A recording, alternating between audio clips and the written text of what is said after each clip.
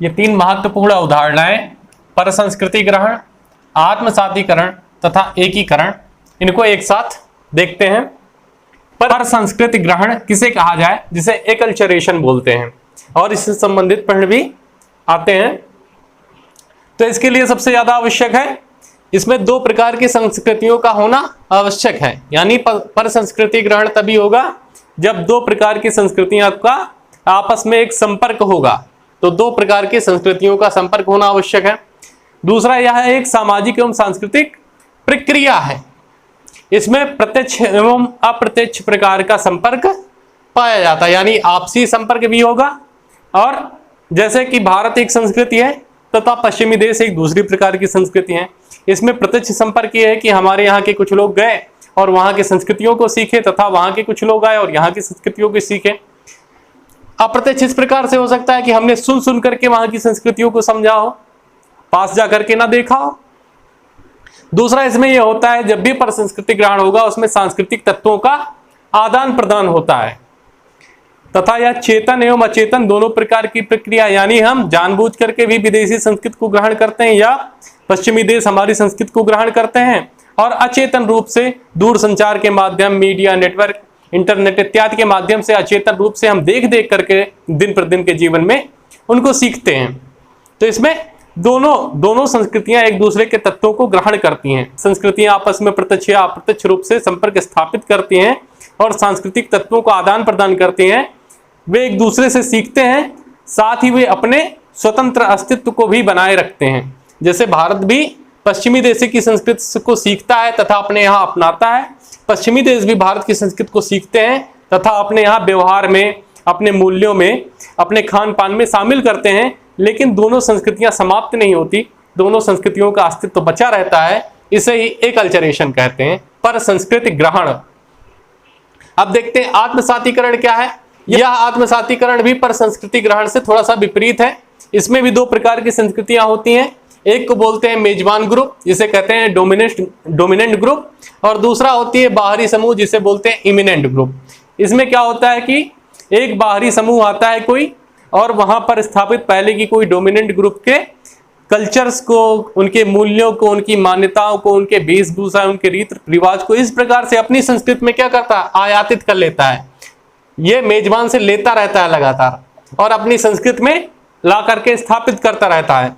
तो समय आने पर क्या होता है कि धीरे धीरे वह अपना मूल अस्तित्व खो देता है, और यही जो मुख्य संस्कृति थी, जिसे मेजबान संस्कृति कहते हैं, डोमिनेंट ग्रुप कहते हैं, यह संपूर्ण संस्कृति के गुण बाहरी वाली समूह की संस्कृति में भी, सांस्कृतिक समूह में भी चले जाते हैं।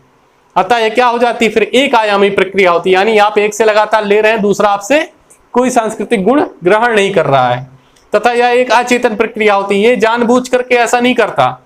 क्या है कि उसे वह संस्कृति इतनी पसंद आ जाती है कि उसके माध्यम से उसकी सारी आवश्यकताएं पूरी होने लगती हैं, तो अचेतन रूप से ग्रहण करता रहता है।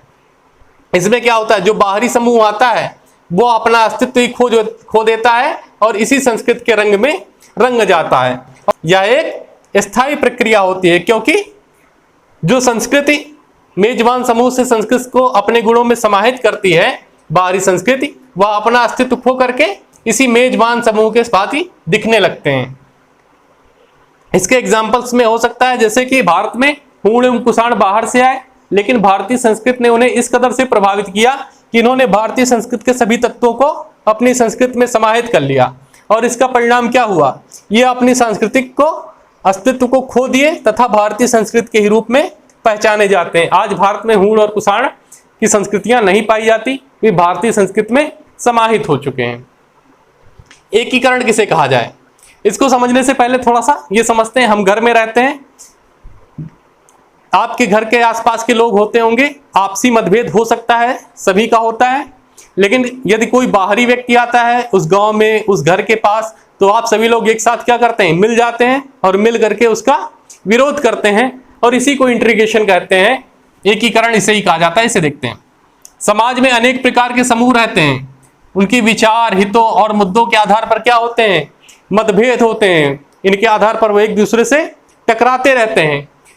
लेकिन कभी कभी परिस्थितियां ऐसी हो जाती हैं कि कोई बड़ा लक्ष्य प्राप्त करना हो, तो आपको फिर ऐसे मतभेदों को क्या करना पड़ता है, भुलाना पड़ता है। क्यों? क्योंकि हमें कोई बड़े लक्ष्य प्राप्त करने हैं या हमारे सामने ऐसी कोई परिस्थितियां आ गई कि हमारा अस्तित्व ही संकट में आ जाए।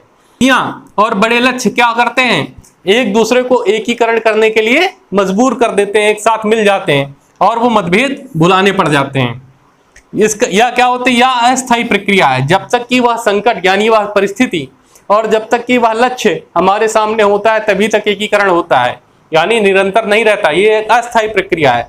जैसे ही वह परिस्थितियां खत्म, वह लक्ष्य में प्राप्त हो जाता है, फिर से हमारे मतभेद शुरू हो जाते हैं। इस प्रकार से यह चेतन एवं अचेतन दोनों प्रकार की प्रक्रिया है। परिस्थितियां और लक्ष्य आपको चेतन रूप से भी करने के लिए मजबूर करते हैं तथा स्वाभाविक रूप से यह होता भी रहता है।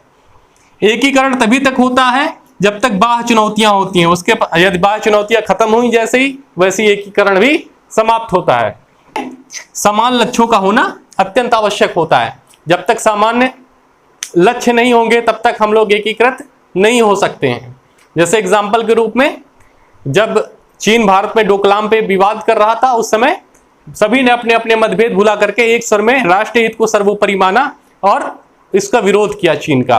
तो इस प्रकार से एकीकरण होता है और यह एकीकरण अस्थायी रूप से रहता है। बहुत बहुत धन्यवाद।